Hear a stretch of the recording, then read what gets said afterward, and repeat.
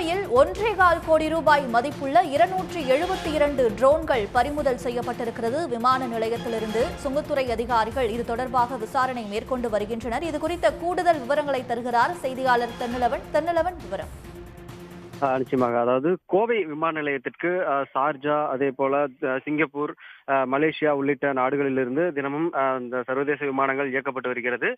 இந்த சூழலில் தான் கோவை விமான நிலையம் வரக்கூடிய விமானத்தில் உயர் ரக அந்த ட்ரோன்கள் சட்டவிரோதமாக கடத்தி வரப்படுவதாக சுங்கத்துறை அதிகாரிகளுக்கு ரகசிய தகவல் கிடைத்தது.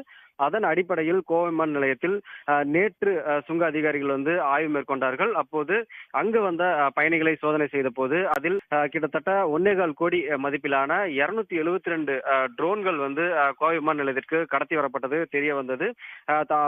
அதையடுத்து அந்த ட்ரோன்கள் முழுமையாக பறிமுதல் செய்யப்பட்ட நிலையில அந்த ட்ரோன்களை எடுத்து வந்த நபர்களிடம் தொடர்ந்து சுங்கத்துறை அதிகாரிகள் விசாரணை மேற்கொண்டு வராங்க. மேலும் இந்த கண்காணிப்பு தீவிரப்படுத்தப்படும், தினமும் அந்த சோதனைகள் மேற்கொள்ளப்படும் என அதிகாரிகள் தரப்புல தெரிவிக்கப்பட்டிருக்கிறது. விவரங்களுக்கு நன்றி தென்னலவன்.